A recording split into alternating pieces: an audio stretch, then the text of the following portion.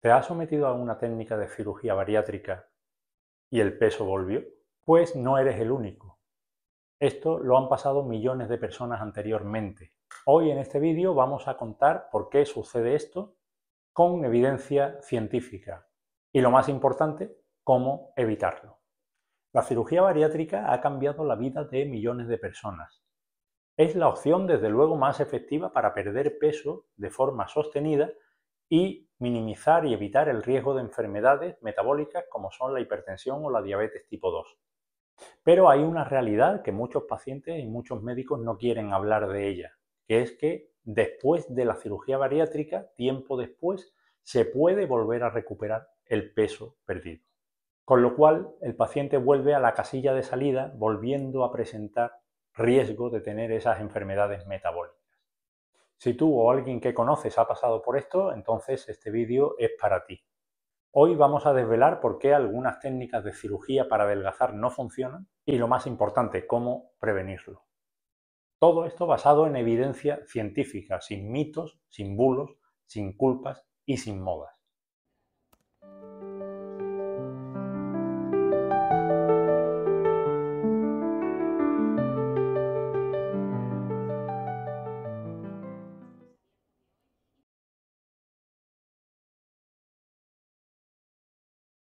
Lo primero que tenemos que definir es qué se considera fracaso. Muchas veces el paciente o el médico o ambos tienen o se marcan objetivos inalcanzables. Entonces, si es inalcanzable, no alcanzarlo no es un fracaso, sino es un objetivo mal marcado inicialmente. Desde el punto de vista médico, se considera fracaso cuando no se ha conseguido alcanzar una pérdida de al menos el 50% del exceso de peso inicial, o si el índice de masa corporal sigue estando elevado, por encima de 35.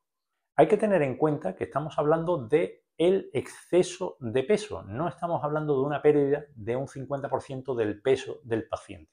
Este concepto es muy importante y es el que muchas veces lleva a errores y sobre todo a objetivos que no se consiguen.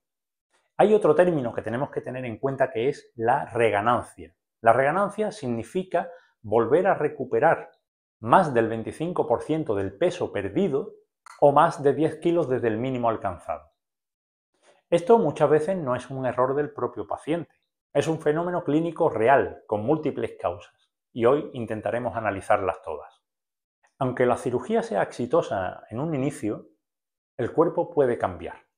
Así, por ejemplo, en un bypass, la dilatación del estómago o del pouch, de esa pequeña bolsita en la parte superior del estómago que se deja, con el paso del tiempo se puede dilatar, con lo cual forma una nueva cavidad, un nuevo, entre comillas, estómago, que le va a permitir progresivamente al paciente comer cada vez más.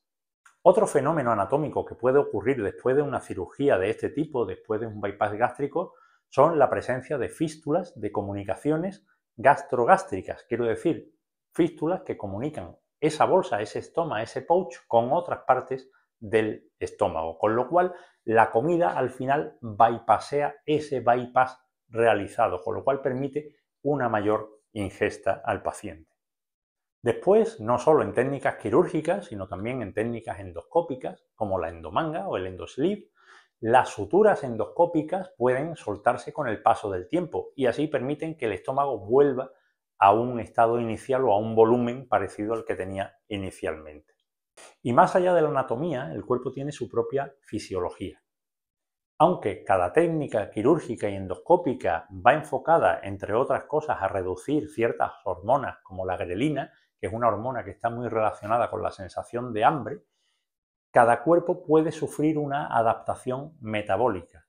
Es decir, el metabolismo basal puede disminuir a tal rango que se ralentiza esa pérdida de peso. Esto es una respuesta muy natural del cuerpo y se ve también en pacientes que hacen dietas que inicialmente pierden mucho peso y al cabo del tiempo, por mucho que hagan lo mismo que estaban haciendo al principio, ya no pierden tanto. El cuerpo se va adaptando.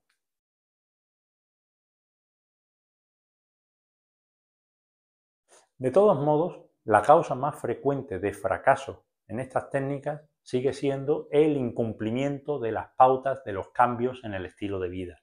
Las técnicas endoscópicas, quirúrgicas, incluso tratamientos farmacológicos exigen un cambio de hábitos, un cambio de estilo de vida.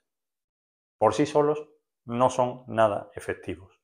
Así, uno de los errores que vemos con frecuencia en pacientes que están intervenidos, en pacientes que se han hecho un bypass, es no reducir las porciones de comida, es seguir comiendo la misma cantidad que comían antes y así se favorece mucho la dilatación de ese estómago, de ese pouch.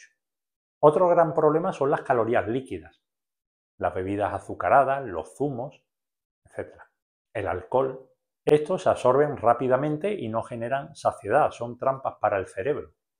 Y por otro lado, otro error muy común es la falta de actividad física. El ejercicio físico per se no solamente hace que uno pierda peso, sino que al mismo tiempo adapta la tasa metabólica y preserva la masa muscular, manteniendo el metabolismo activo. Sin ejercicio, el cuerpo pierde grasa, pero pierde también mucho músculo. Así pierde mucho de nuestro combustible para mantener el metabolismo a raya.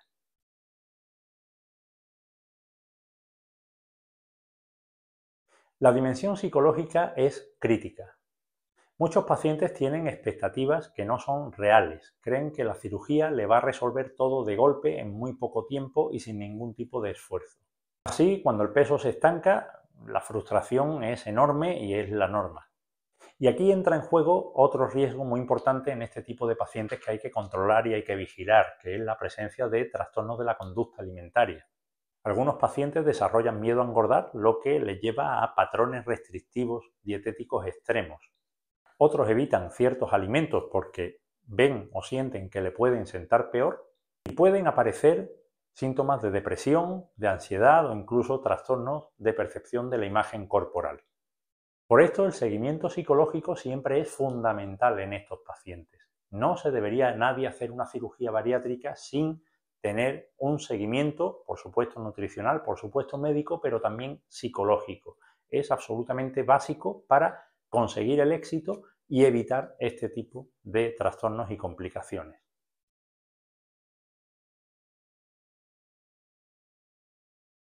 La piedra angular del éxito no es solamente la técnica quirúrgica elegida o el tipo de cirugía más restrictiva o menos restrictiva realizada. Es el seguimiento por un equipo multidisciplinar. Desde la evolución preoperatoria hasta el seguimiento postoperatorio, cada miembro del equipo juega un papel absolutamente básico. Los médicos especialistas en aparato digestivo, los gastroenterólogos, los cirujanos, los nutricionistas, los psicólogos, los endocrinos, incluso los preparadores físicos juegan cada uno un papel básico individual, pero que de forma conjunta son los que vamos a conseguir que ese paciente tenga éxito y la técnica sea lo más adecuada posible. Así, no solo se acompaña en la técnica quirúrgica elegida, sino también se acompaña posteriormente en la dieta, en la salud mental y en el ejercicio físico, en todos los aspectos de la vida que son necesarios para mantener esa pérdida de peso.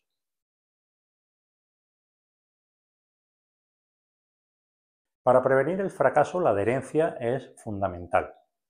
Inicialmente es muy importante seguir bien las pautas de introducción de dieta paulatina. Primero líquido, después triturados, purés y ya por último sólidos.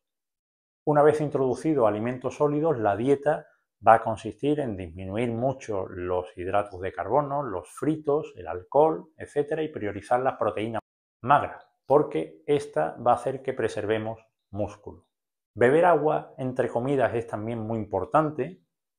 Muchas veces si se bebe durante la comida puede dar esa falsa sensación de saciedad y producir desnutriciones. Y también es imprescindible tomar suplementos de vitamina B12, calcio y hierro durante muy largo plazo, incluso a veces de por vida, para evitar las carencias provocadas por ciertos tipos de cirugía bariátrica. El ejercicio es un pilar también fundamental, pero tiene que ser un ejercicio adaptado a cada persona. Evidentemente no le podemos pedir a un paciente recién operado que corra una maratón, pero sí puede empezar por caminatas cortas, hacer ejercicios moderados como yoga, natación, etcétera, que le permita progresivamente ir aumentando la intensidad de esos ejercicios, pero que al mismo tiempo adapten a su cuerpo a una nueva situación de movilidad. También, ¿por qué no?, los entrenamientos de fuerza, una vez que se lleva tiempo y siempre bajo aprobación del especialista y con una monitorización estrecha, los entrenamientos de fuerza son también muy válidos para preservar ese músculo y no perderlo.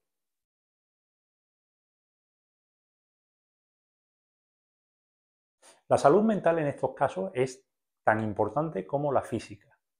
El apoyo psicológico continuo, tanto con tratamientos individuales, incluso con terapias de grupo, ayuda a manejar el estrés, la ansiedad y la posibilidad de atracones que presentan muchos estos pacientes. Para esto, además, podemos contar también con ayuda de tecnología. Hay muchos dispositivos, cada vez más, muchas aplicaciones que llevamos todos en el teléfono a diario o en los relojes que nos permiten cuantificar calorías, nos permiten monitorizar la actividad, nos permiten ver los progresos en el paso del tiempo y son una herramienta que pueden ser realmente útiles, bien manejadas.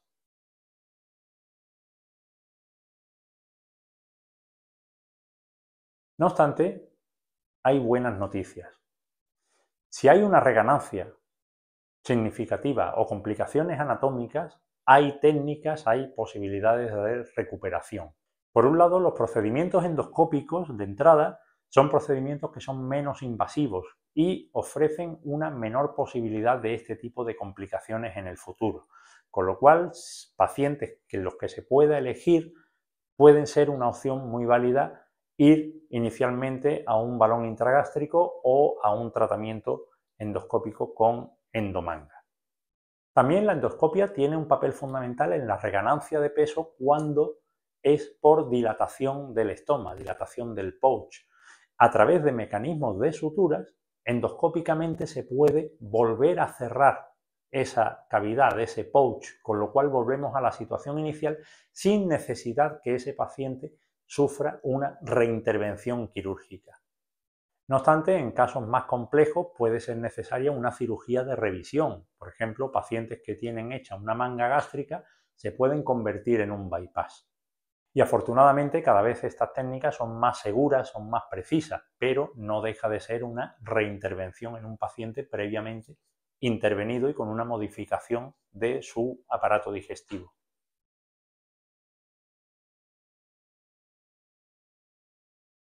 En resumen, la cirugía bariátrica es una herramienta muy poderosa, pero su éxito depende de un compromiso de por vida. Con un equipo multidisciplinar de base, un seguimiento continuo y un cambio real en los hábitos propios de cada paciente, el éxito es fácil de lograr. Recuerda que lo más importante siempre es buscar ayuda profesional, profesionales que estén acostumbrados, que tengan amplia experiencia en el tratamiento de la obesidad y que manejen un equipo multidisciplinar de nutricionistas, psicólogos, cirujanos, gastroenterólogos para poder manejar cada situación clínica de una forma absolutamente individualizada. Nada más, espero que os haya gustado este vídeo y si os ha sido útil podéis darle a like, suscribiros al canal o compartirlo con personas que penséis que puedan ser ayudadas por este vídeo. Nos vemos en el siguiente vídeo. Hasta la próxima.